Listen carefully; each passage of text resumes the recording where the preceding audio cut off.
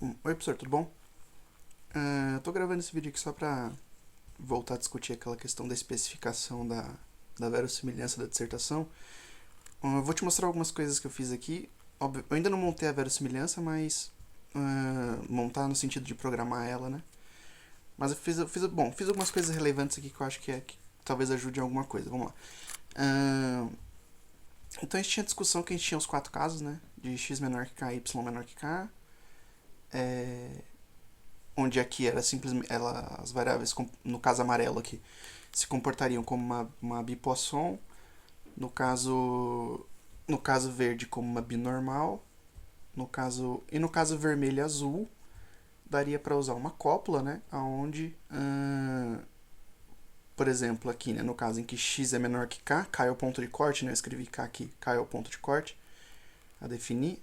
Então, se x fosse menor que k, ele seguiria uma Poisson, e y maior ou igual a k seguiria uma normal univariada, né? Aqui é a mesma coisa, só que ao contrário, né?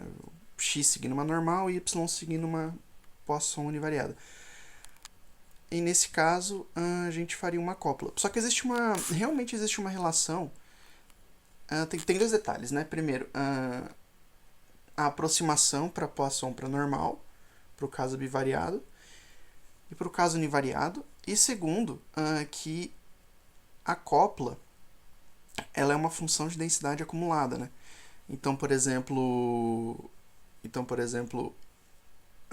que eu teria a função de densidade acumulada de x e a função de densidade acumulada de y, né?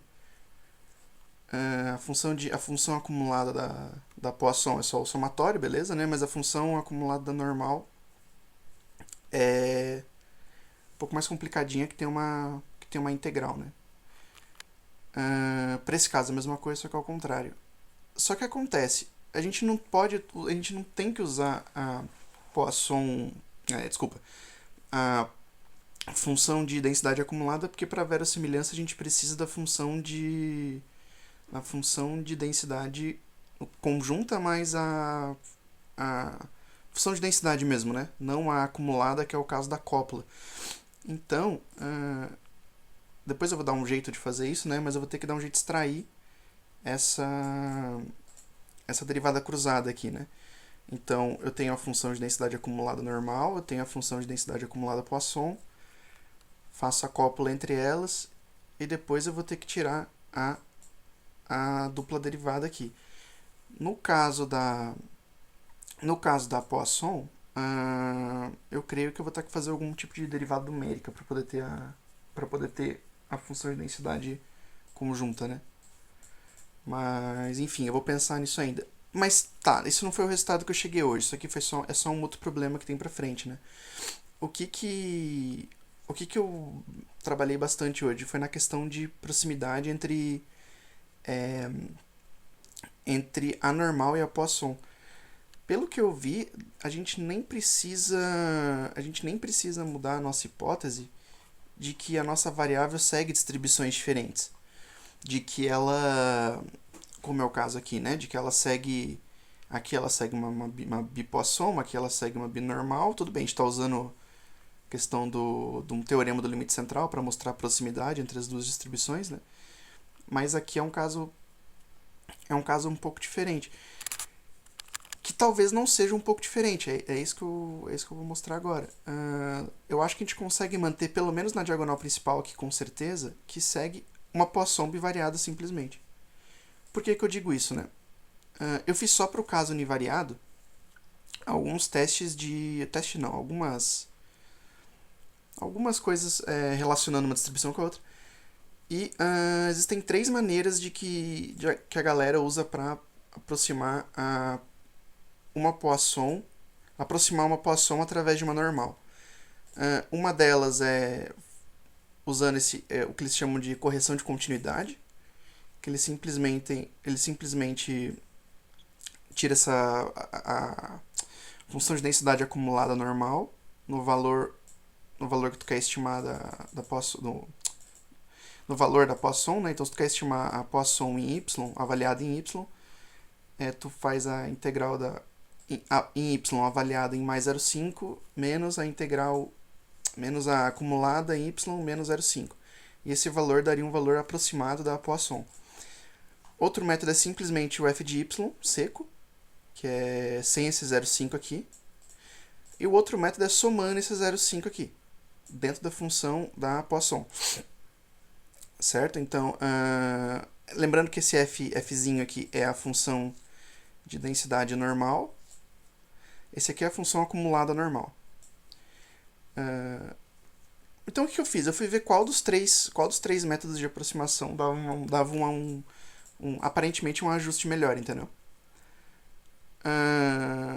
Dentre esses três, beleza, esse primeiro cara aqui é usando a distribuição acumulada. Eu já vou te mostrar o porquê de tudo isso, né? Então, esse primeiro cara aqui é a distribuição acumulada. Depois eu mostro o gráfico no final, que está comparando todo mundo. Esse segundo cara é o... Esse segundo que eu fiz aqui é usando essa aproximação aqui, da função de densidade 1, avaliada no próprio ponto, e outra avaliada no ponto mais 0,5, que nem está aqui. Certo. Certo. Como é que o que eu fiz aqui, né? Eu peguei e fiz avaliando para pedir para ele contar, porque de 0 a 100 só no primeiro caso, nos outros casos de 0 a 1000. Então, para ele avaliar o valor da densidade no ponto, tanto para uma Poisson, como está aqui, quanto usando a normal, né? Isso no valor de 1, no valor de 1 até 1000, certo? Para diferentes shapes de Poisson. Então, desde Poissons com lambda igual a 1, lambda igual a 10, lambda igual a 20, lambda igual a 30, lambda igual a 40, assim de 10 em 10 até lambda igual a 100, que é mais ou menos onde a gente vai definir os pontos de corte, né? Certo. E comparando fazendo desses três jeitos, né? Vou comparar aqui o primeiro, que é entre aproximação pela densidade com correção e usando as acumuladas da normal, em verde, né? Nesse aqui, dá pra ver que, por exemplo, visualmente, né, o que está em azul, que é o em azul é usando a função de densidade no normal mais 0,5, tem uma aproximação melhor. Se você for descendo os lambdas, isso ainda acontece. Ele tem uma aproximação melhor. Esse cara aqui é o erro, a diferença entre a estimação verdadeira, que é o lambda, né, para a estimação aproximada, que é usando a normal, né? Então o azul tem um ajuste um pouquinho melhor, né? Ele tem uma variância um pouquinho menor.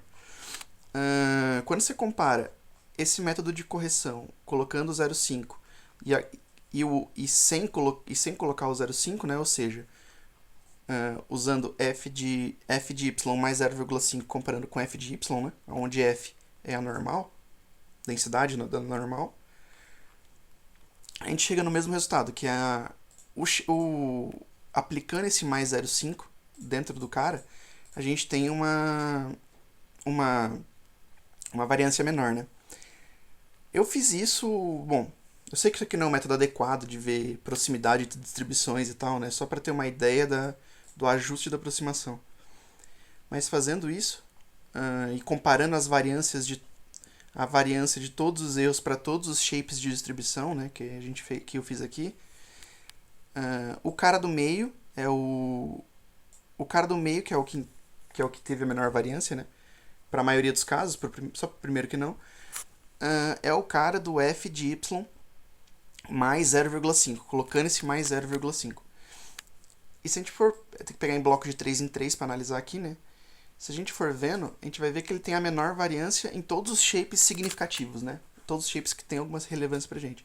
Então aqui para lambda igual a 10, ele é o que tem ele é o do meio, ele é o que tem a menor variância. Para lambda igual a 20, ele é o que tem a menor variância. O erro, né? O erro tem a menor variância.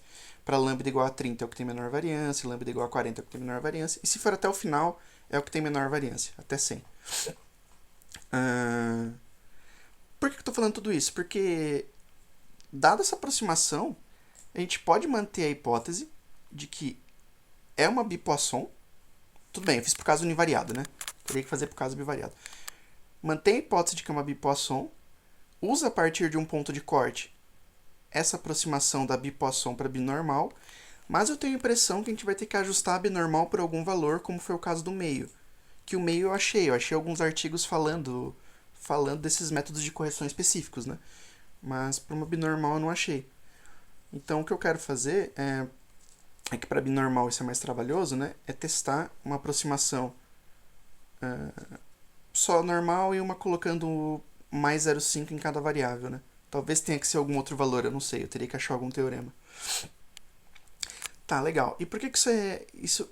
beleza, né? Então a gente já viu pra cá, né? Mas por que nesse sentido, talvez isso seja relevante, né? Porque como eu vou ter que usar uma cópula aqui, certo? Talvez, só talvez, ajude a conta se eu colocar no lugar da... Se eu colocar no lugar da...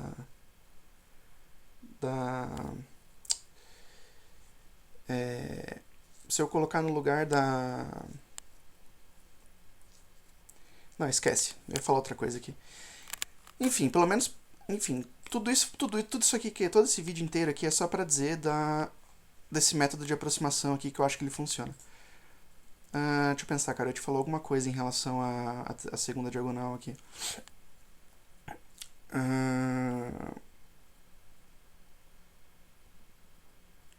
Putz, eu não vou lembrar.